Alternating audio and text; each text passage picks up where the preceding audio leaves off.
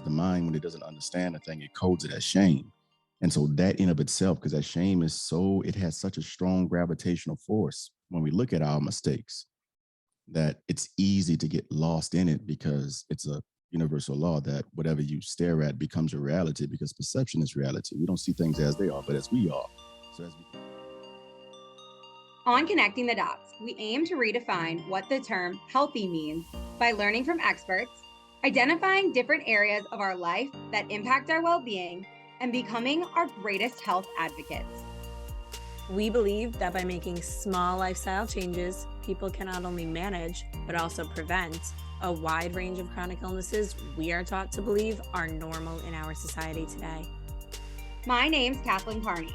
I'm a nutritionist, foodie, author, and creator and co-host of this raw, real, and sometimes ridiculous show.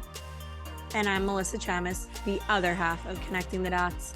I'm also a certified yoga instructor, Reiki 1 practitioner, and a hustler just trying to survive in corporate America. We are close friends who bonded over our messy healing journeys and are eager to share our experiences with you. So come join this journey with us as we all learn to connect the dots between the physical, mental, emotional, and spiritual aspects of being human. We now know that 80% of the reason why people go to the doctor's office is because of stress. It's a stress-induced illness. So if we want to be working on healing the body, the gut and the brain have to be worked on together. People get sick and tired of being sick and tired. Never accept that, oh, I'm just always going to be this way, because there's always something you can do about it. So make one lifestyle choice after another and do it with support. The future of health looks like prevention. It's going to be more common for everybody to have their own customized health plan. Our health is no different than the health of the planet. It's never too late to feel great.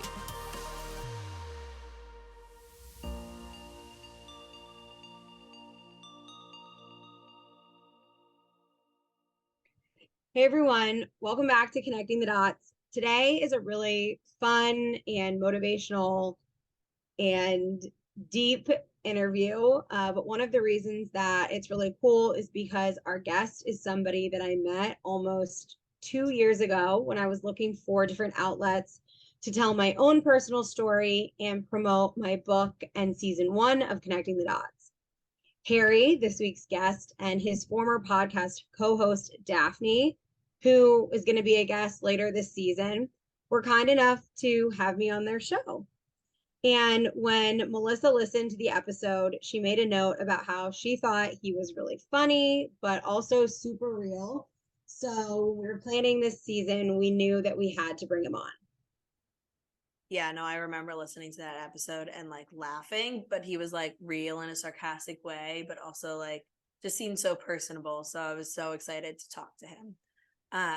So Harry Turner, also known as the Nocturnal Therapist, is a therapist that has moved into the thought leader space as a life coach and guide. He uses the method of mental alchemy as a way to transmute, transform, and transcend moments of crisis or periods of stuckness where extreme emotional tension exists. So this is another one of those episodes where I feel like I sat through a therapy session because talking to Harry is just like free therapy. And it's one of those conversations that I feel like people don't have as much anymore. At least I feel like I don't have these as much. And it's more of the existential topics of why things are the way they are and like how we got to be the way we are, and just kind of really analyzing like all of humankind with this whole topic of nonviolence and non-judgment, and something that I find super fascinating. And I love that Harry's had some experiences this is that he actually worked in prison. So we talk a lot about his experience there and kind of getting into the idea that often society usually sees these people as just they're bad people. They need to be punished. They get thrown in jail and we put this label on them, but we don't normally think to look beyond the surface of like, why are these people doing the things they're doing? Like hurt people. So they're usually, obviously not every situation, but there are a lot of situations where something has been done to them and they haven't learned to heal in the proper way. So it creates this vicious cycle of harming others. And if you kind of look beyond the surface without automatically judging someone, I think that's where true healing can occur. And that was one of, I think, my biggest takeaways from this episode today. Yeah, it reminds me at Maryland, my senior year, I took an elective, had no idea what I was getting myself into, but I was a psych major, and I forget the formal name of it, but it was about domestic violence. And one of the biggest things that they like honed in on in that class was that like if you are abused, you are like I don't know the exact statistic. I probably should have looked it up again before our conversation right now, but like the odds of you becoming an abuser is just so much higher. And when you said that, I was just like, yeah, like people don't even, I mean, I'm sure a lot of people do think about it, but in your everyday life, you're not thinking about, oh, why did that person do that thing? And a lot of times it comes back to them having their own trauma and abuse. Yeah, and honestly, I just immediately thought of like when you're trying to train a dog, punishing them and yelling at them for what they did wrong will make them scared of you, but it doesn't teach them what is actually right. And like when you think about people, yeah, like in jail or like any other situation where someone does harm, if you don't teach someone the right way and the proper way to do things or and help them heal, and you're just punishing them and kind of giving the same treatment to everyone, like, is that really helping? I'm not sure. I mean, I felt similarly when I was in the classroom and there would be kids that would be saying mean things to you or another student, or who would be acting out and singing or dancing or, doing things that aren't necessarily bad, but, time and a place for those types of things. Or, sometimes there were like some more extreme situations that would happen. And a lot of the time, people would just be like, oh, like you just need to send them to the principal's office, or you need to take away a privilege, or you need to make them stay back from a field trip, or, just a lot of those traditional like punishments that you were mentioning. And something that I really appreciated about some of my mentors at my school, as well as mentors that I had in Teach for America, was they were really pushing the concept of restorative practices to handle behavior problems. And my second year of teaching, I was our grade level chair. And so it was my responsibility to coordinate with teachers and parents and leadership and our school counselor on like how to handle these situations. And I was really grateful to have a little bit insight on them, because taking away opportunities didn't do anything. If the only like exacerbated any situation, and those kids would come back to the classroom doing the same things, but if not like more extreme. And so one of the things that we would talk about was like, okay, yes, you can't just like get away scot-free with having poor behavior, whatever the politically correct term is. But it was like, okay, then whatever the consequence it is should have a purpose. So if you threw food in the cafeteria, then clean the cafeteria and respect your environment.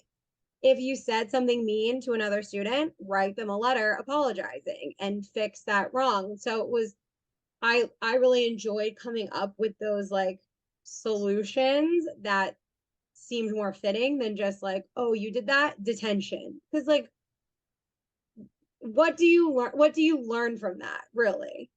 Yeah, no, exactly. And honestly, I was thinking when I was a kid, I was like much more shy and calm. Now you tell me not to do something, I'm like, sure, I'm gonna do it for sure.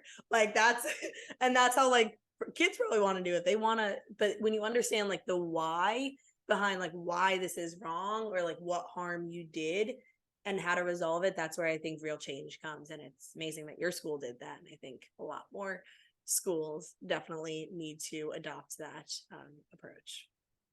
Yeah, and I love what you just said about like finding out the why, because I realized, unfortunately, like later in my second year teaching, that it was like really important also when you were like serving these consequences, or again, however you want to frame it, to have a conversation with the kid one-on-one and just say, like, what's going on? Is something going on at home? Is something going on at school? Are you not understanding the material?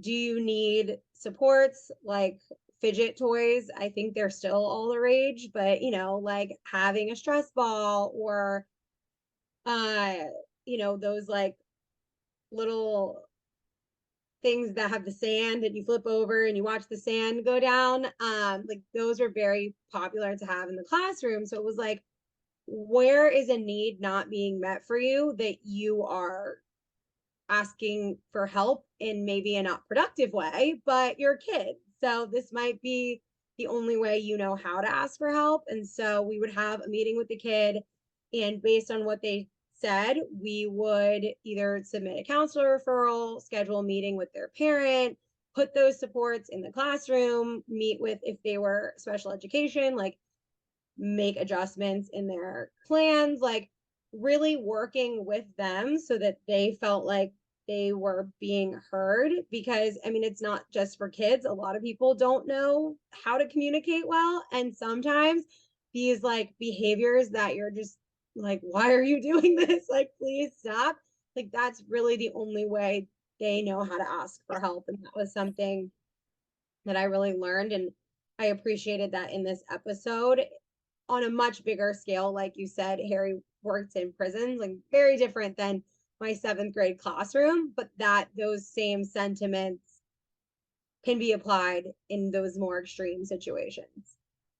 Yeah, well, I didn't realize that fidget toys are a lot more acceptable in classrooms now. That was like not a thing when I was younger, but I remember in college I started getting them and they were super helpful as someone who has ADD.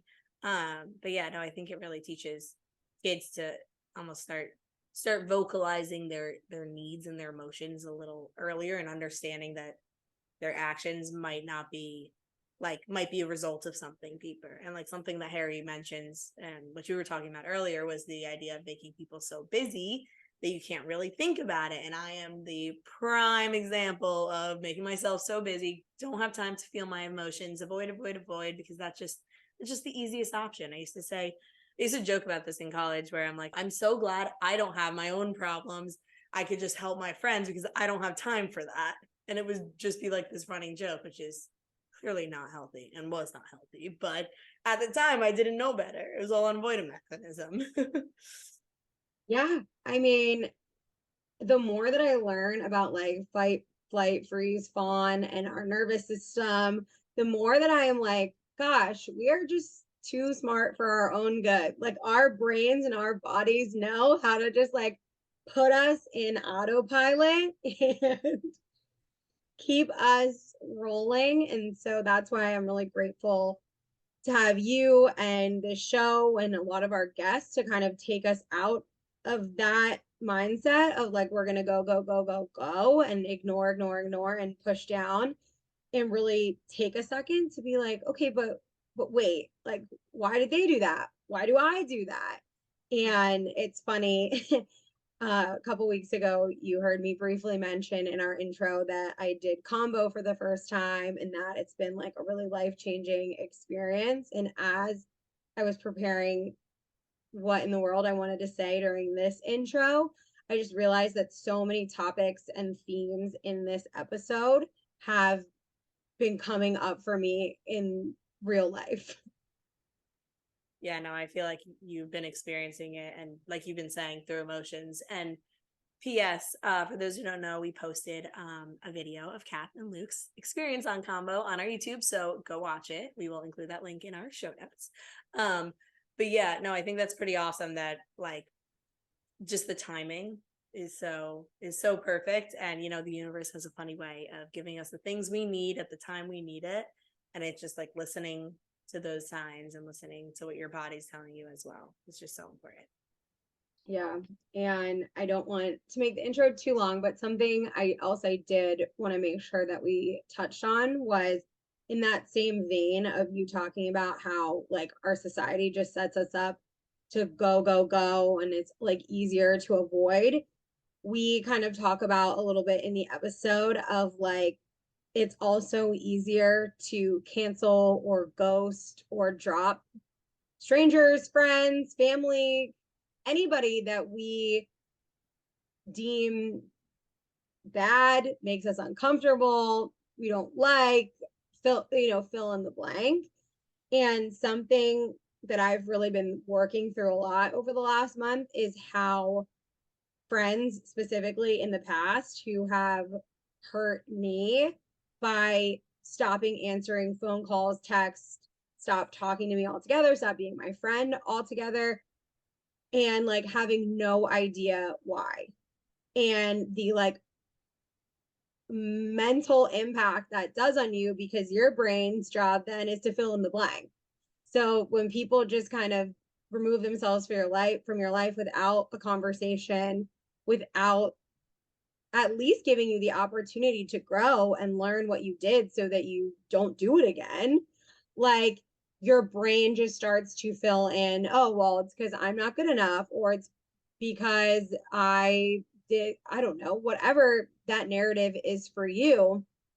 And I just feel like I have really had to think about that in the way that I set boundaries and treat people, and that before I decide to stop a friendship or relationship, to give them at least a conversation and the opportunity to understand how they hurt me, what my limits and my boundaries are, and how they cross them. And even if it's, if it's like someone that I was dating or something, like I don't need to keep dating them, but at least I gave them an opportunity to grow and continue to move forward with their lives, instead of doing this like, oh, I'm too busy to treat somebody like a person and have a real conversation. And that's just something that, like you said, perfect timing of this interview, I really resonated with. Yeah, and like I think in those situations, and that's something I've definitely had to learn and heal from in the past as well, but it's like recognizing that other people's reactions are a reflection of themselves and not of you. And it's very hard in the moment recognizing that, but and a lot of times people just do things because they're selfish. Most people are often going to do whatever's best for them, and sometimes you never get closure, and that's the sad thing when it's like a relationship or a friend. But like it's kind of like knowing that, like, yeah, you did everything you could, you're doing what you can to grow. They might not want to grow, but the fact that you're taking that and making more positive changes from it is, I think, the most inspiration. Yeah. And last thing that I will leave people with before we move to our ads is just, if you're that person who gets like really amped up by what somebody says or does, and it like impacts how you can show up in the world, like really take a good look at like, why is that bothering you? And like, why is that making you so upset? Like what chord is that striking in you, and how can you start to heal a little bit? Yeah. Yeah. So a lot of people are looking for increased mental clarity, improved concentration and memory, and a calmer mind, which is why we love Organic Olivia, Focus Juice, and the Right Mind Tea. The Focus Juice is a tincture that you can consume straight from the dropper or add to water, juice, or tea when you need a little boost. I like to brew the Right Mind Tea on the podcast days to help me have a clear and calm mind so I can communicate in the highest and best way. You can purchase both of these products and support the show through the affiliate link in the show notes. All right. So since we've been talking a lot about B12 on our social media lately, we figured there's no better time to talk about Why Not Naturals B Complex, a B12 and B12 plus folate. B vitamins do a lot to keep us healthy, including giving us energy, supporting our memory, and preventing memory loss, and keeping our heart healthy, as well as improving our mood. You can purchase Why Not Naturals B vitamins and support our podcast by using the affiliate link in the show notes. We hope you enjoyed the episode.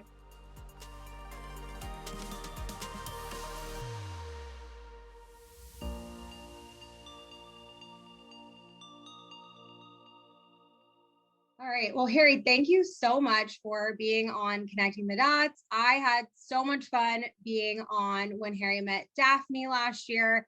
And when I sent Melissa the episode, she had nothing great to say about me, just kidding, but she had so much to say about you. And we knew that we had to have you on season 2 of Connecting the Dots. Oh, I appreciate that so much. And I'm so like humbled and honored to be here. Like seriously, I mean, I'm like geeked. I mean, I'm trying to calm myself down so I can have clarity to answer the questions. But I'm so happy to be on the same stage with y'all. Like seriously, sincerely. Yay. Okay. Well, we are going to start our episodes off with an icebreaker. So would love to ask you, what is something that you're reading, watching, or listening to? You can choose one or all. Nonviolent communication is one of, I'll list that as the main book. Not right now, nonviolent communication, because I believe that that's the next stage of, that's part of the next stage of human evolution as far as human behavior is concerned.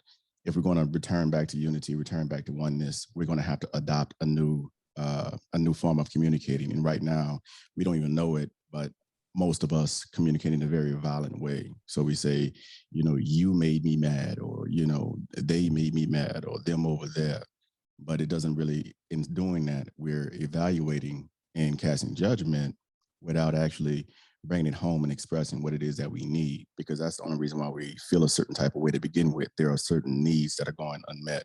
And so nonviolent communication is one wave, I believe, that's going to, once it's universally adopted, that's going to catapult us into a new wave of human behavior, of interacting with one another. Wow. Yes. 100%. I wrote that down because I'm definitely going to read it, but it reminds me of, so I used to teach yoga. So going through yoga certification, the yamas and niyamas. And that was one thing, like non-violence, non-harm, and like doing no harm to others, especially with your words. So I love that concept. Yes. And to be honest, I mean, you're always, no matter what you're teaching, you're always a student too. And one of the skills as I'm going through it and I'm listening and reading and taking notes, because I study, I don't just read, I study, because I want to understand a thing and not just convince myself that I know it, you know what I mean? And so when I'm going through it, I'm like, there's a lot of components here I was already implementing, such as say what you do want instead of you don't want. Too many times we say what we don't want because we so align with the negative. And so that's something I've been teaching my clients. So that's in there. But then other forms of communication, I was like, yeah, I missed that lesson all the way. So I need to, just sit down and just work with this and practice it, just continue to saturate myself until it's integrated, And let me know if I'm talking too much. Please tell me to shut the hell up if any of my answers are too long. Oh, no. We're here for it. We want all the Nocturnal Therapist wisdom. Yes, please do. Which will bring us to our second question. Melissa, if you want to. Yeah, so if you want to tell us a little bit about yourself, your health journey, and what brought you to where you are today. Yeah, pain brought me here. I mean, that's, and I had to, so for me, and I'm grateful for growing up in a family with parents who cultivated independent critical thinking skills. I grew up in a background that, my father, he's a pastor, and, my mother's a pastor wife. But of course, I'm the second child, and I'm a bit of a rebel, and I'm the traditional, like, second child syndrome and this and that, going through that and all that.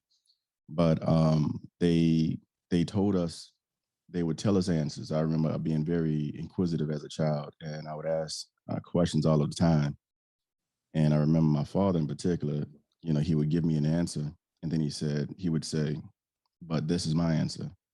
He says, in the Bible, it says, trust no man but God. So don't even trust me. Go find your own answer. And so that really stuck with me. It's like, yo, this the man that I'm like this little kid. I'm looking at my superhero. He's saying, don't even trust me. Go find it yourself. And so ever since then, I continue to, like, whenever I suffer, I lean into that discomfort because I don't want to waste that pain. I know that my favorite author, Khalil Gibran, he says, pain is the breaking of the shell that encloses your understanding. It's the bitter potion by which the doctor within heals your sick self. So drink the potion in peace and tranquility. After doing years of studying, I know that pain is only there to bring about awareness.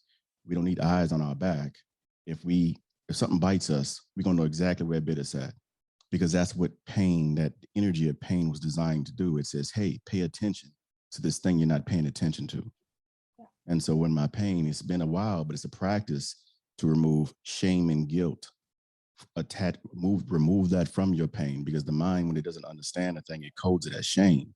And so that in of itself, because that shame it has such a strong gravitational force when we look at our mistakes, that it's easy to get lost in it, because it's a universal law that whatever you stare at becomes your reality, because perception is reality. We don't see things as they are, but as we are. So as we continue to look at our shame, we merge our identity with that shame. And then we say, I am shame. When it's in reality, that's not what it is. The mind has coded this experience or whatever experience as shame. And really, shame is no more than a parasite. And that was taught to me recently as well.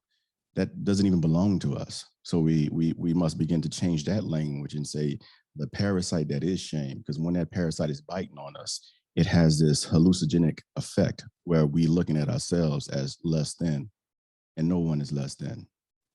And I'm gonna pause because I know y'all got a list of questions, but could I keep on flowing? No, I just really related to the part where you were talking about, being raised as a critical thinker. I think that is just so important for everyone to understand, because I feel like where a lot of disconnect has happened in my life, I was raised as a critical thinker. I'm very grateful, but I think that missing piece for me that I think your dad gave you was like, go find your own answer. I feel like I was always looking to other people for the answer, for the next step, for guidance. And I'm grateful for every mentor and, person I've had. But now that I am 26 years old, about to be done with school for the last time, I hope, and like finally not on this like quote unquote trajectory path, and I'm like making my own path, I've had to do a lot of work on, trusting myself and my answers instead of, having a team of 30 advisors and just being like, okay, but what feels right for me? And so I really admired that about you and your upbringing. And I think that that's such a great skill to have. So for the listeners out there because I'm going back to the original question here, let me be very linear in this as well. So graduated with a degree. Well, I was going to be biological science. I was going to graduate with a bachelor's in biological sciences because I was going pre-med route. But then I got 21 credits away from that and said, you know what, I really don't want to be a doctor. I don't know why I've been lying to myself all these years. And so I've been partying a lot. I had been partying a lot of years too. So I was at LSU. I mean, we were number one. We did that too. Yes, definitely. Yeah, but I don't know if y'all know about LSU. We go places and they run out of liquor in other cities. So it's pretty, and I was, part of that, that reign, unfortunately. But anyway, so it took a little while, but I got real with myself, got back home, got real with myself. And so I attained an associate degree in process technology. That's to work at a chemical plant. But then I realized after I got that I'm motivated by passion and not pay. And so then I went back to school and I got a bachelor's degree in sociology with a concentration in criminology, and then a master's degree in social work. I came to social work because I saw a brochure with this dude in Africa. I was like, I want to do that. And I went to the school of social work and I was like, hey, I want to do that. And they were like, no, we don't really do that shit here. And excuse me, sorry. Did y'all see the S word? Yeah. It's fine. Okay. My bad. But yeah, I said, they said, we don't really do that here. We don't really teach that here. That was the dean at the time. And he decided to take this picture because he was in Africa and he liked it. And I was like, well, y'all really fooled me putting this on this brochure like this. But since I'm here, let me apply for the program.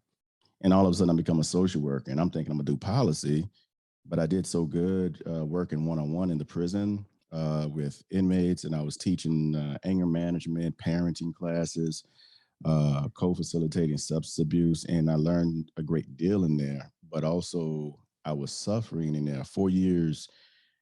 I had begun a book while I was in there, still haven't finished it, but it's, you don't have to be incarcerated to be serving time.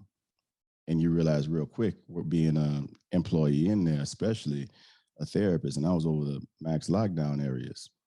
And so you realize very quickly that no, they may be in cells, but no, you're doing time too. And so many other people are doing time in their lives, and so my health, I'm so passionate about what I do that I forgot passion must yield to what's prudent. And so I did not take care of myself during that time, just kept giving and giving and giving. 4 years later, burnout. Doctor was like, this job is killing you. Put me on FMLA. I forget what it's pronounced, Family and Medical Leave Act, I think it's something like that. But put me on FMLA for 3 months. And during that time, I felt everything that I had been putting off. And so that led me into my therapy journey. And so I got a therapist, and she was very good, and taught me helped me to become aware of my own PTSD symptoms. I didn't realize after a while that numbness, because anxiety was one of my biggest things. And she said, I'd come in our office, and she said, my clients with anxiety, Harry, when they come in the office and they sit in their seat, they flop about like a fish. I've been seeing you for a while now, and I know that you're anxious, and I know that you have some trauma that you're working through. But anytime you come in and you sit flat foot, you are still, and you are just straight flat line. I ask you how you're doing. You say, I'm good. She mocked me and everything. I'm good, And I thought about that, and I was like, yeah, because I'm used to feces being thrown and female guards being threatened to be sexually assaulted every single day, and being locked on the same tiers with offenders because there's not enough staff. Then they forget that I'm on a tier with people on lockdown and that they could potentially hurt me. But thank goodness I had the trust of the offenders. Not picture that.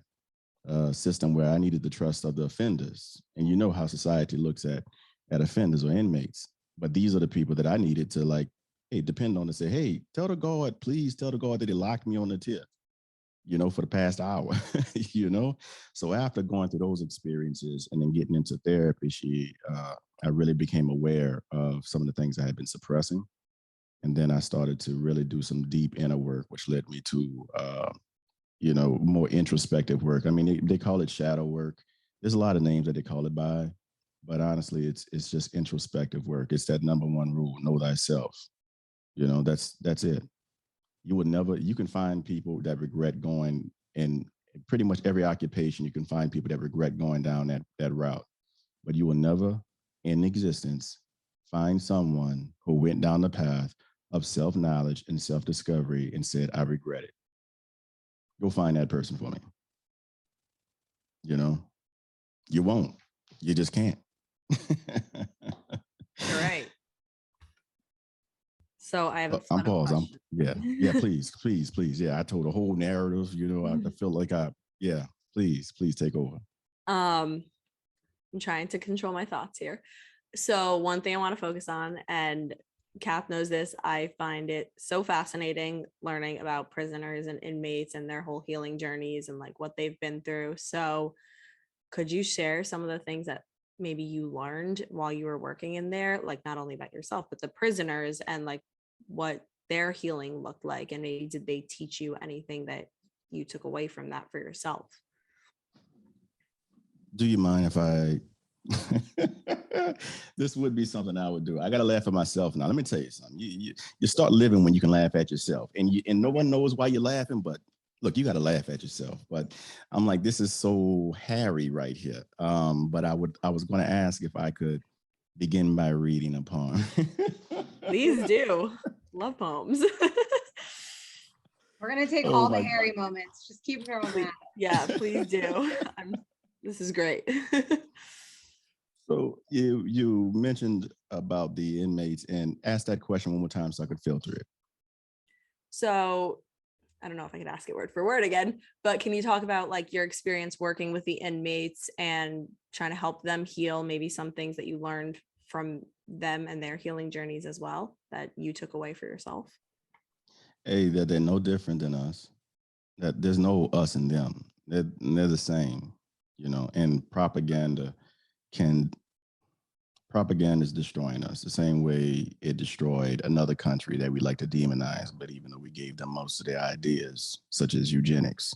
But propaganda, when people lose sight of the ability to have ideas and devote this zealot-like dependency on ideology, that's when nations crumble. And so what in this microcosm of these condemned people is that when I look at them, I saw me. And you can look at some of the more it's unethical experiments that they did, some of them in the past. But was it a Zimbabwe? I forget which one it was, but I think it was Stanford students or Yale students, some Ivy League school where they asked them to. Y'all familiar with it? Yeah, I know what you're talking about. Y'all remember the name of it? I forget. I think Stanford social. Yeah, it's something like that. I think it's like the doctor was like Zimbabwe. I forget his name. That's a shame. It's been some years. But anyway, he put those Ivy League students in those cells, and then randomly chose guards. And what it was like a week before things got out of hand, and they had to like end the experiment. So, and this not even like that was pretend, and people knew it was pretend. So you can imagine being in a maximum lockdown, 23 hours. You in a cell. I talk about what I hear, but you're in a cell and all you're seeing is feces being thrown, hearing sexual assaults all day. Like you might as well just put a helmet on and just look and listen to violent images, the worst types of images all day long. That's what happens when you're in lockdown 23 hours. I know I'm not even supposed to be talking like this, even though I'm no longer employed there. I'm not even supposed to be this blunt about that, but we're a punishment and torture system, point blank, period. Our prison system is torture. Well, how do you know it's torture? Because you wouldn't want your child to go there. It's not a rehabilitation until you feel like adequate treatment could happen if you went there. Right. There's no compassion there. That's why the last place any of us would ever want to be is prison, because it's a torture chamber, period. And anybody who says anything else is a damn lie. But I didn't even read my poem. So let me answer that if that's cool. I know I've been running on, but please. Khalil Gibran, he says this on crime and punishment. He says, then one of the judges of the city stood forth and said, speak to us of crime and punishment. And he answered, saying, it is when your spirit goes wandering upon the wind, that you alone and unguarded commit a wrong unto others and therefore unto yourself. And for that wrong committed, must you knock and wait a while unheeded at the gate of the blessed. Like the ocean is your God self, it remains forever undefiled. And like the ether, it lifts but the winged. But like the sun is your God self, it knows not the ways of the mole, nor seeks it the holes of the serpent. But your God self dwells not alone in your being. Much in you is still man, and much in you is not yet man. Don't worry, it's going to get even better. But a shapeless pygmy that walks asleep in the mist, searching for its own awakening. And of the man in you, I would now speak. For it is he and not your God self, nor the pygmy in the mist that knows crime and the punishment of crime. Oftentimes have I heard you speak of one who commits a wrong as though he were not one of you, but a stranger unto you, an intruder upon your world. But I say that even as the holy and the righteous cannot rise beyond the highest which is in each one of you, so the wicked and the weak cannot fall lower than the lowest which is in you also. And as the single leaf turns yellow, but with the silent knowledge of the whole tree, so the wrongdoer cannot do wrong without the hidden will of you all. And he goes on and on. I'm gonna stop right there. Whew. No. I'm gonna keep going. I gotta read the rest of this. Okay, just bear with me. I gotta read just one more part right here. So I'm skipping, y'all. I'm skipping. And he says, and when one of you falls down, he falls for those behind him, a caution against the stumbling stone. And he falls for those ahead of him, who though faster and sure of foot, yet remove not the stumbling stone. And this also, though the word lie heavy upon your hearts, the murdered is not unaccountable for his own murder. The robbed is not blameless in being robbed. The righteous is not innocent of the deeds of the wicked, and the white-handed is not clean in the doing of the felon.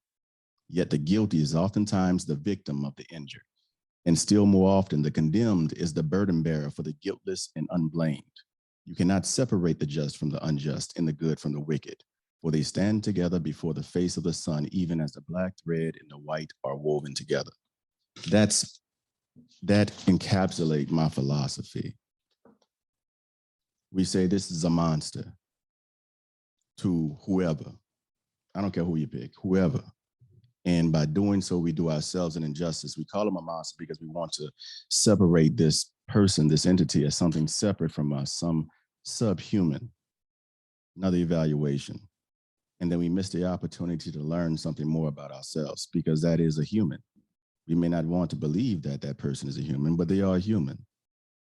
And when we see that and we begin to understand what went into that algorithm that created that human, now we can truly move from punishment and torture to rehabilitation.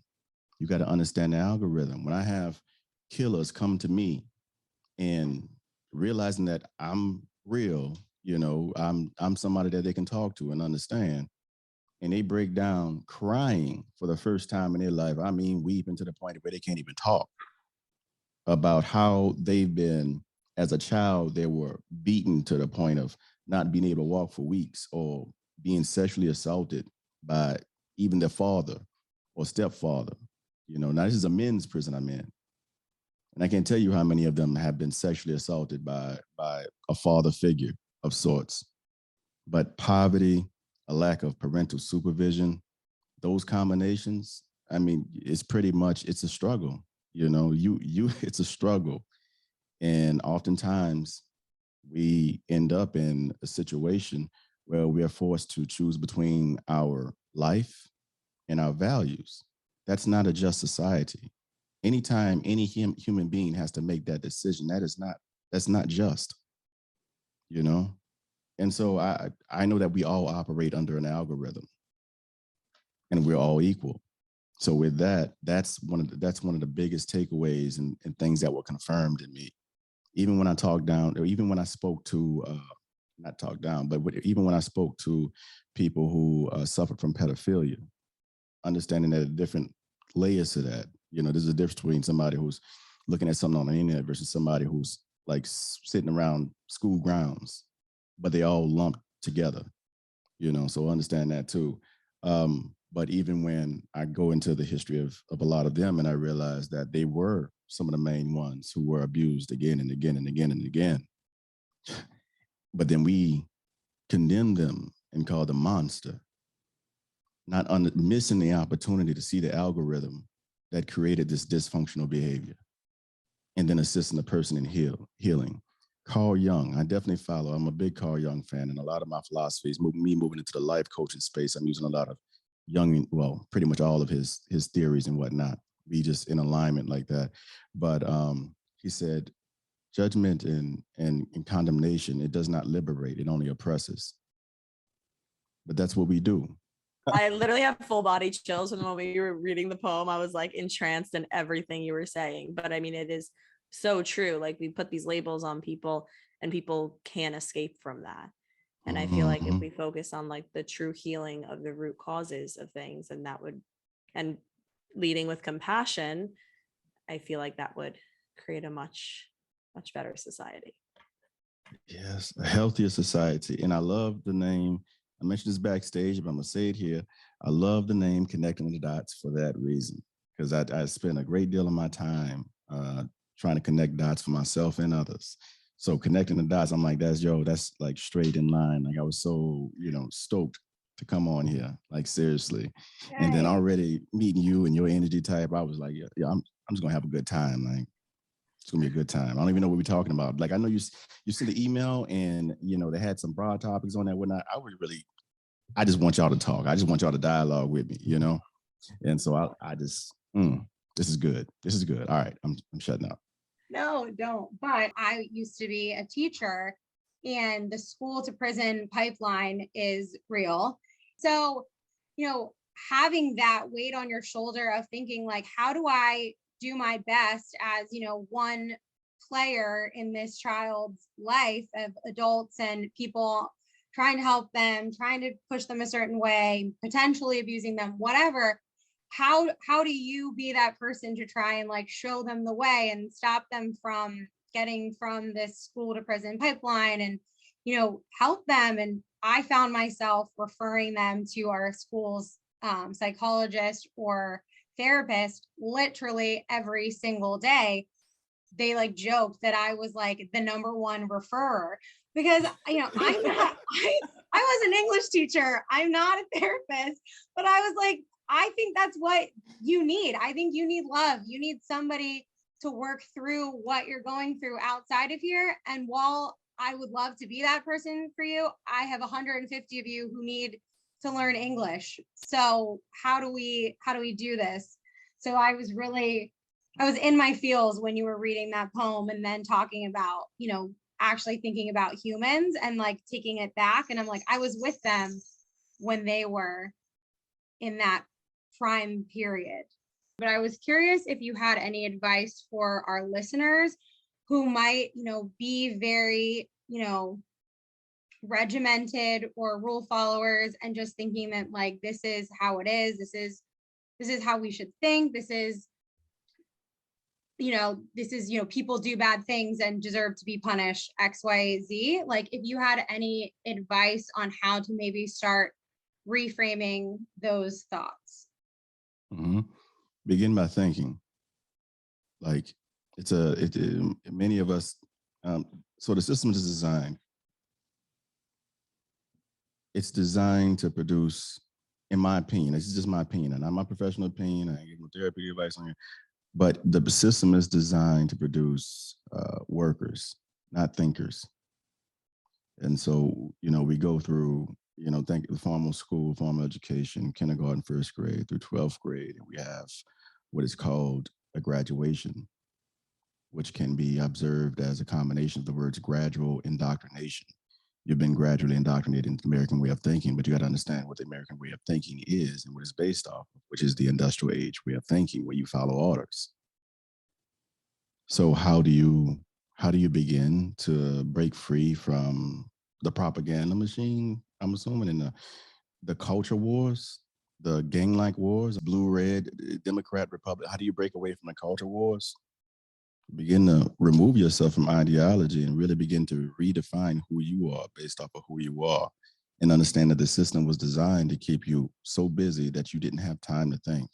It's designed to keep teachers so busy that they can't attend to the children that need to remain underprivileged so that they can be a super privileged.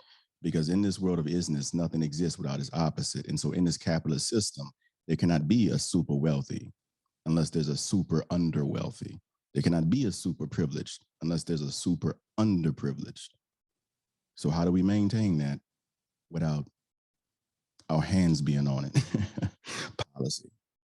You put 3,000 kids in a room with a teacher and you know you're not going to be able to, they're not going to be able to attend to every individual child's needs, period. And so the children that need it the most continue to stay in that state without help.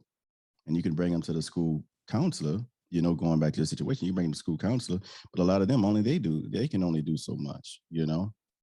And you say, well, what about the parents? They're so caught up in their cycle of abuse and neglect that they experience as children that they don't even realize or have the awareness that they also abusing and neglecting their child. I mean, there's a whole lot of abuse and neglect situations, child abuse and neglect going on right now that that people will not touch, even officials will not touch, because it's just not bad enough in comparison to all of the other bad stuff that's happening out there. Think about that. We got to choose what is most severe to deal with. Can I just say that is my absolute least favorite excuse when people, if you bring up any topic and they're like, well, it's not as bad as this. Ugh, it makes me cringe. So instead of asking the question, because, you know, asking the right question, Young says, is half the solution. And even Einstein said tomorrow's problems can't be solved with today's thinking. So why we continue to think the same thing over and over and expect different results? So you begin with the question, like, how can we solve this? You know, what is the issues? What is promoting this? What is instigating this? And honestly, you at this point, it's intentional and willful complicity, because there are individuals like myself and other individuals around this country who could easily speak truth to that and say your school system does not have the resources to deal with these children, and this is unjust to force them to go through that without these added supports to help them heal, unless you're going to create future people for the prison, which is exactly why it's hands off, because you need people for the prison. They were taking people out of my classes, and maybe I shouldn't even say that. Now, fuck it. Excuse me. People taken out of my classes to go work for contracts.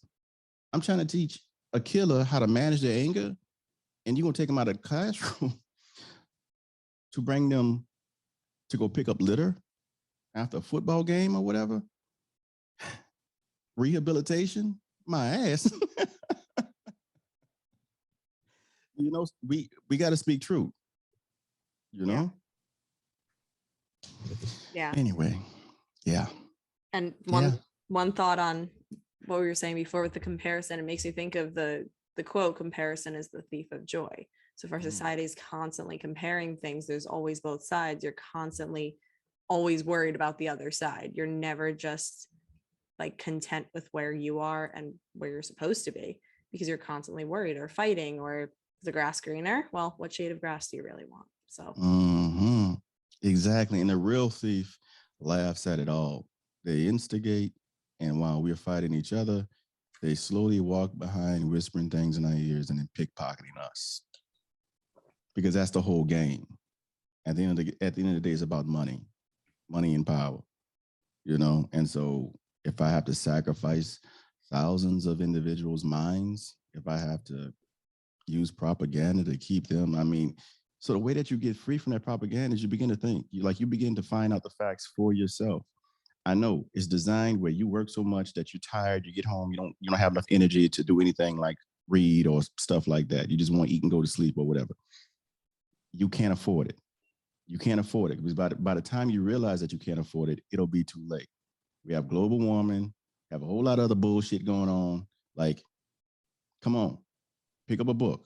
Like, not a book written by somebody foolish now, like somebody with some sense, but pick up a book. All right, you know, and begin to like really understand how it is to critically think. If you could just learn how to critically think, how to analyze things and remove your evaluation and keep your observation there long enough to understand it with clarity, that will catapult us forward. The next thing is nonviolent communication. Like I said a lot of things today. Some of them I did skillfully, some of them still very violent, and I know that. So, but anything we're doing is we're doing poorly. So I'm not going to be silent while I'm trying to, learn this skill because I fear being imperfect. No, know that anything we're doing is we're doing poorly, and everything you do is a practice, and whatever you practice, you become. So you identify these things that connect with your values, and then you move into living in that. You develop a practice around that, and you do it over and over and over again. 3 stages of mastery, according to Bruce Lee. First stage is a natural, undisciplined, when you go in and you just swing wildly. The next stage of self-mastery is the unnatural discipline, where now you finally learn the fighting form, and you practice that over and over again until your muscles contort and you begin to master that, because the body adapts to learning this martial arts. And that's the longest stage, because you have to become disciplined and practice it over and over, because it's not natural to you. And then the third stage is the natural discipline. Well, now you've mastered this thing so much that you understand the science and philosophy behind it, to where you can evolve and make it your own and just free flow. And that's where Bruce Lee created Jeet Kune Do, which is the way of the intercepting fist, or the form of formlessness, where you see now he moves from the stationary to the bouncing around, like staying mobile. And he mastered, I don't know how many, but multiple martial arts, but all of them was like stationary. It was his ability to master these things that allowed him to move beyond them. So master something. I don't care if it's being a circus clown. I don't care if it's painting shoestrings. Just choose something to be disciplined at. Wax on, wax off. no matter where you start at, we all reach the same center. Just master something. Is that clear? That's clear? Yeah, it's good. Yeah. Okay. Very clear. I was just pausing to see if Melissa had anything she wanted to ask, because I know her brain works miles a minute. Yeah, I'm trying to calm my brain down a little bit right now, get it to a solid thought, but it kind of reminded me of kind of the whole idea of cancel culture, where we don't allow people to speak poorly or make mistakes or learn from those mistakes. We just expect everyone to be perfect, to be at that third stage of mastery and not experience the beginning stages. The beginning stages are really where you learn from it and grow, because how are you going to grow if everything you're told is perfect? Like if you don't make any mistakes, you have nothing to learn from. So that really resonated with me. Yeah, precisely. Even when we stumble, we still stumble forward. And much of life is growing pains, not pleasures. We get more growth from our pains. Mm-hmm. You know, that's it. Like pain is actually, I mean, I can't stand pain, but I love pain. I can't stand it, but I'm grateful for it. Let me say that. I can't stand it, but I'm grateful for it because I understand it now. You know, and so it's a challenge, but you have to take advantage of your pain. You got to use that for your benefit, because it's only there to make you aware of a thing. And once you lean into that discomfort, leaning into that, you are facing your fears. Freedom exists on the other side of your fears. Fear is false evidence appearing real. Fear is a mirage. The more you move away from it, the stronger and more concrete it appears. But the more you move towards it, the more it dissipates until it's finally gone. That's what fear is. That thing that you're afraid of. That's when you lean into that thing, you'll be like, oh, it was just this. It's like the difference between a child getting a shot and an adult getting a shot. Now, I still don't like needles, but it won't take 4 nurses to wrestle me down anymore. Okay. This, Melissa's point too also made me think about something that Melissa and I really wanted to ask you about, which is something that we've been seeing a lot on TikTok and social media, is this idea of like removing toxic people from your life and getting out of getting these toxic people away, because then you'll be okay. And so we really wanted to ask you, like, what are your thoughts about that whole idea? This is not a nonviolent response. Just name it. We're good. This is not a nonviolent response, y'all. So please forgive my me being an amateur at this. But the only words that can come up are no pathway I know to speak on it. For me, it's mass cowardice. It's fear. And we have, in my opinion, a bunch of leaders, even in the mental health field, who operate off of cowardice. It's much easier to build a wall. That's what I hear when I hear about toxic people, even though I understand, and for a lot of people, establishing boundaries is a game changer. But I still don't agree with the phrasing of that. A boundary is no more than the limits of a thing. And so for me, it's not about establishing boundaries, because my property lines are there, whether I recognize it or not. For me, it's about acknowledging my limits. And when I acknowledge my limits, I can better articulate what I need in any given space. You see, now I'm not trying to separate myself from the other. I'm just acknowledging what I need and then articulating that. That's much different than establishing boundaries or building walls. But I believe that philosophy comes from a moral cowardice philosophy, even though it's great. Like just the concept of building anything to separate people that are enmeshed and codependent, and, like any little thing will work, like pretty much. But eventually I believe it's a more compassionate way to look at it and keep it on self, since this is our journey. And say I have to acknowledge my limits instead of establishing what am I responding to? Now I'm responding to the external environment. And it's the inner world that's real, not the external world. We don't see things as they are, but as we are. So I don't want to build walls. I want to know my limits, and I want to stay connected, because connection is necessary for life. We die when we're disconnected. And right now we're in an epidemic of loneliness. No wonder we're in an epidemic of loneliness. We don't know how the hell everybody's establishing boundaries. Everybody got their own walls up. How the hell are we going to get together with these damn walls? Like, I don't even know how to communicate with you. So it feels safer to build a wall and establish a boundary than cut you off and remain disconnected. I think that we need to acknowledge our limits. We need to let people understand when they hurt us, upset us, and, try and make sure that doesn't happen again. And going back to kind of what we've talked about before about, we've seen people go through really horrible situations, and, some of them were able to get out of those situations, some of them weren't. So how do you, without removing these toxic people, how do you get out of situations that aren't serving you? First, by stop acknowledging that the phrase toxic, because again, I'm putting a label on them. I don't believe in toxic individuals. I believe that we all carry some level of toxicity inside of us. It's just a matter to what degree. We go around saying the narcissist, the narcissist, the narcissist. All of us carry some traits of narcissism. It's just to what degree, So who am I? Who am I to call any? We're casting judgments on ourselves without realizing it. So how do you deal with those situations that you understand that this person has toxicity? So if somebody has toxicity, I'm gonna treat them the same way that I treat my own toxicity, which is I give it medicine.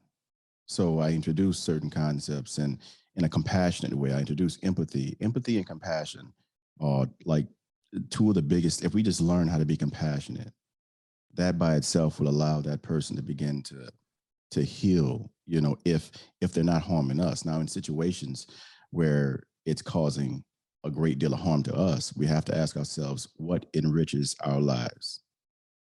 Does this enrich? Is this pain? Does this pain I have, does it have a purpose? Because not everybody can go into maximum lockdown prison and talk to people. I did. Not everybody can see shit get tossed on a daily basis and hear these things, and still maintain their focus and talk to people. I did. So you have to ask yourself, what does enrich your life? And also, what is the purpose? If you're moving into discomfort, what is the purpose of this? For me, my pain had a purpose. It was to provide some form of rehabilitation there, just put some insight in their head, something that that nobody could take away from them. And oftentimes it worked, and I'm so grateful for that. But yeah, it's really about understanding that this person is on fire. For example, for like the narcissist, so their toxicity is to the point, or the person that suffers from narcissism, excuse me, I used the label. But a person suffering from narcissism to the extent that everybody can see it. The person is sick, you get them help. If you don't get them help, and you treat them like an everyday person, that's when the harm is done. And now that infection then infects so many more.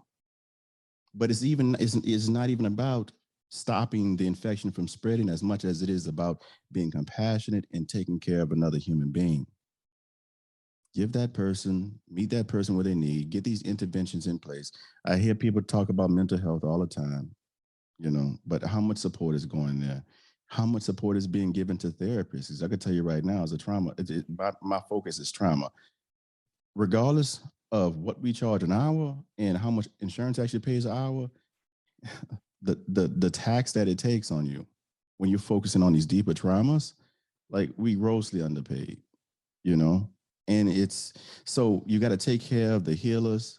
You got to give the healers the tools needed to heal. You also got to spread the message. Like really, this is another reason why I came out of the social influences space to talk about like mental alchemy and whatnot, because that has Jung's roots. And mental alchemy is a form of understanding your personality, understanding the code, your algorithm, and then understanding what is underdeveloped or what caused one-sidedness, and then correcting that and creating balance in life.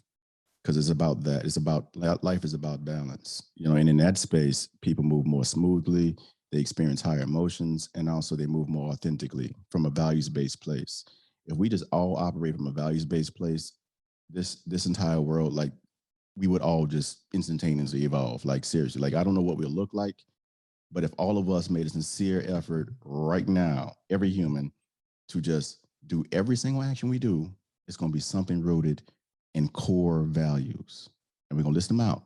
Love does not look like going out and cast casting judgment and, trying to harm other people. So we got to know the core meanings of these things. But if we operate from a values-based place, that's it. We evolve,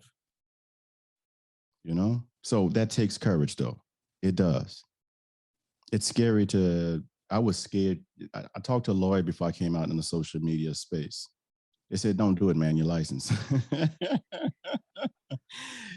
And I said, damn.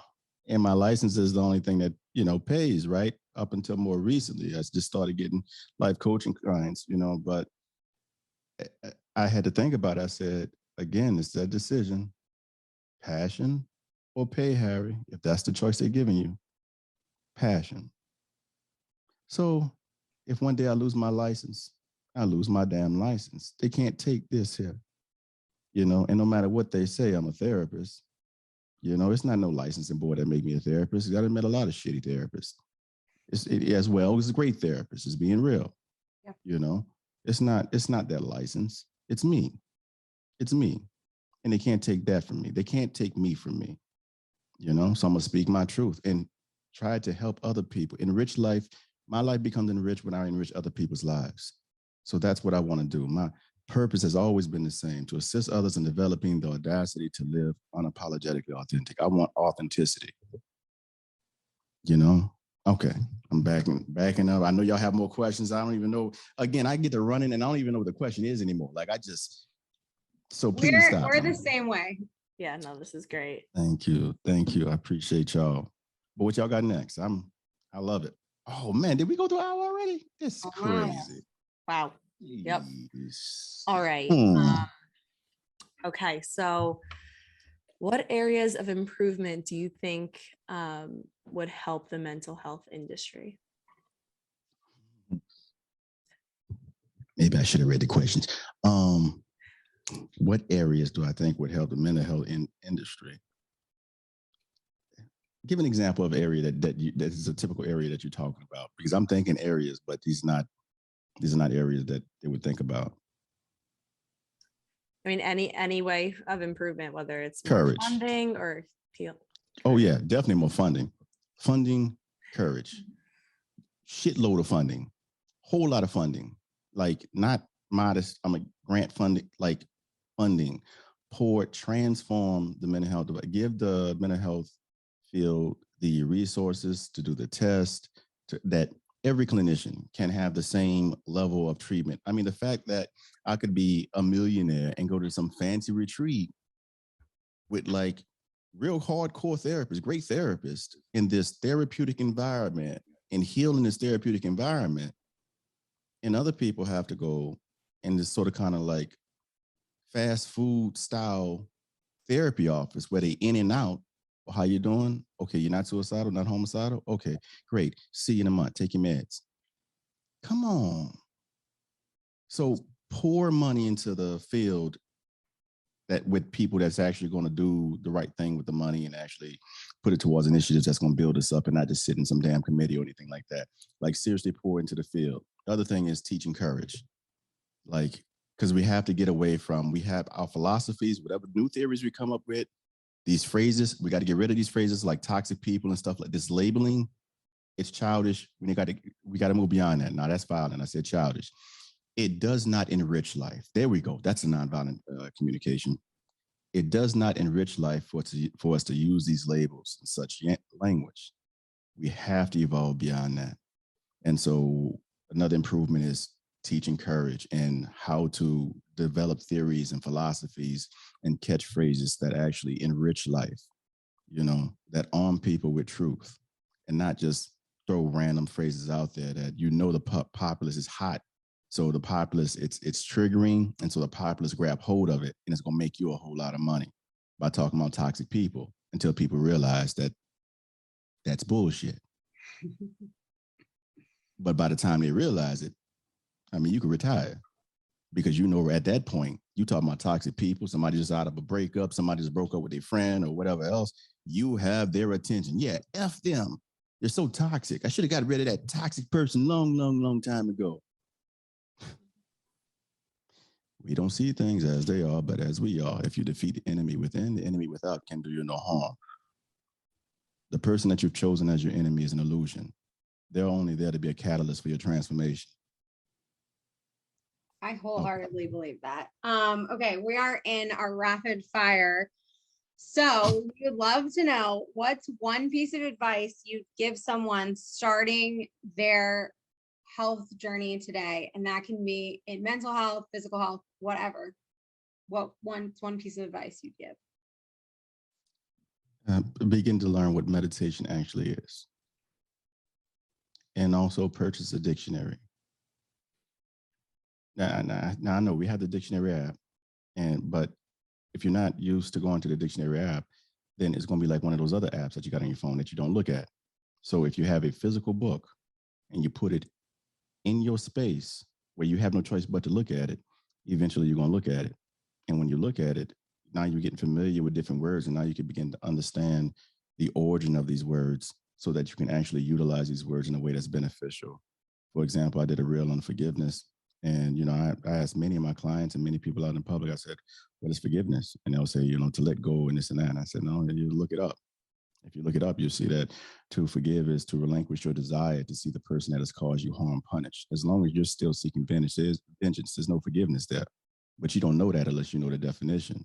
And if somebody tell you forgiveness is just letting go, I mean, what the hell does that look like? Okay, well, I just let go of this. All right, so I'm forgiven. What the hell? How do you just let go? Like, what does that mean? So being like, when you know that you don't have the answer, don't seek just understanding. Don't seek to just stand under the truth, like understanding, like move that truth from head to heart. That's where all the healing takes place. The longest journey any of us would take will be the journey from our head to our heart. And so move from your head to your heart with your understanding. Don't just know. No, don't just know enough. Go deep until you almost can teach that thing. You feel confident enough the way you can teach it. I test myself. I listened before I got on here. I listened to the same chapter of nonviolent communication like 4 times. I'm not moving forward until I know it. And I'm going to listen to it as many times. I'm going to listen to it until I get nauseous, if that's what it takes for me to fully understand. Because that's studying, that's understanding, and we have to move towards that. Is it convenient? No, I'm getting ready for a podcast. I'm cleaning up my house. I'm like, no, it's not convenient, but it's necessary. The end, Yeah. Nothing worth doing is easy or convenient, but it's necessary, like you said. Yes. So our next question is, what do you think the future of health looks like? I have no idea. I mean, if I have any say in it, it looks a lot more compassionate. But I don't know. It depends on what we want as a people. If we only want to use the word mental health whenever there's a mass shooting, then we're going to continue to be exactly where we will go nowhere. Because that's not even an accurate depiction. People don't even understand what mental health is. And mental health and moral depravity are 2 different terms. They can exacerbate each other. But mental illness and moral depravity are mutually exclusive terms. And so we need to stop confusing that, thinking that every single person that goes and shoot down 60 people is some mentally ill, deranged person. Because what name are you putting on mental illness? And people who suffer with anxiety. I need you to know most of society suffers with anxiety. And a good bit of the society have a diagnosis of at least generalized anxiety disorder. I need you to know, just in case your therapist didn't tell you, that is considered a mental illness. So when you hear people talking about that shooter being mentally ill, know that they're talking about you too. That's essentially where they're going to. And so then let me back up because there's so much I can. I'm about to go straight into solutions and foreseeing some things that I see going on. And I just, what we need to make sure is that the answers are compassionate. The answer is not to do background checks on people's mental health. Like, do background checks on people's mental health. Yes, that's part of it. But if that is the solution, now the people who are not getting mental health, who know they need mental health, but run for office or in these high positions, will never go in anybody's office. If they love guns, if somebody loves guns, why would I ever go to a mental health office if I love guns? And you talking about you about to pass a law where they're going to do background checks to see if you have mental health issues? No, ain't nobody diagnosing me with anything. I'm going to keep my 40 guns in my depression. Thank you.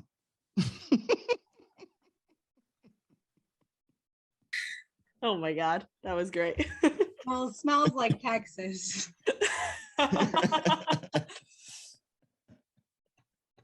a bit of Louisiana. Yeah, New York's complete opposite. So got all representation here. Mm-hmm. Well, we just want to say thank you so much for being on with us. And we want to make sure that since this is Connecting the Dots, you can tell our listeners how they can connect with you and where they can follow you on social media to continue to get their Harry wisdom. Thank you for having me here, sisters. Like, really, I'm so appreciative for this conversation. And again, I really don't normally talk about politics at all. And I didn't want to talk about it. But with today, where we at today, like, we just can't. It's like, But anyway, if you want to find me, come to becomeanoutlier.com/links. Get on the mailing list, because I do a lot. I've been doing a lot on social media. And I'm evolving a little bit from that. I'm still gonna be doing things on social media, but you really want to be on my mailing list, because I don't want to put all that information out there. I put a lot of information out there, and when everybody can hear it, everybody can see it, anybody can use it for whatever reason. I only want my tribe to hear me. So, if I resonate with you, I haven't been active on that mailing list of School of Outliers up until now, but I purchased this subscription and whatnot. I've been working with it for the past several months, so that I can begin to record myself doing videos and send that out as emails directly to my people. So I'm gonna start doing like little mini series, or me even just talking, just let them know how I start my morning and whatnot. But really, I'm gonna be communicating through that mailing list. So if you really want to reach me, go to becomeanoutlier.com. And if you don't know how to spell outlier, it's OUTLIER, become an, A-N, becomeanoutlier.com/links. There's a free meditation there. There's a free ebook on how to deal with repressed emotions. That's some other free stuff there too. I have a meditation subscription ebook up there. Facing Your Shadows work course up there as well. But mainly right now, I'm mainly focused on the life coaching, because that's mental alchemy. Like, this is my game. Like, this is my form, if you will. Yes. And if our followers want to get coaching from you, they can figure that out from becomeanoutlier.com. Oh yeah, they could just shoot me an email at nocturnal@becomeanoutlier.com. That's my email. Nocturnal, yeah, that's kind of important. Nocturnal@becomeanoutlier.com. And again, become an outlier, OUTLIER.com. Perfect. And we'll link this in the show notes too, just so that's there for them. They can easily have access to you. Oh, okay. All right. Well, it was still good practice saying that. I need to say that more. The advertising part is so weird for me. Me too. But we want to advertise you, so we'll push it out there for you. Thank y'all so much. I'm so happy to be on the show again. I'm grateful. This has been a lovely experience. And y'all, anytime y'all want me to come back, if y'all want me to come back, don't hesitate to holler at me, because I will come on back. We're having a good time. Yes. Definitely. Thank you. I felt like this was my own therapy session at this point. Like, this was a great conversation. So yeah, you covered so many of the things Melissa and I talk about on the side. So if you couldn't tell, we were very into the conversation. We only asked you our rapid fire questions, none of the other prepared ones. So we're just I'm quite confident my the way I kept flowing, though, that probably guided a lot of that, which is, yeah, I try to hold it back, but again, I felt safe here. I felt safe. Yes. So, I was just letting it flow, Good. I appreciate y'all. It. Thank you so much for coming. Thank you. Thank y'all. Bye.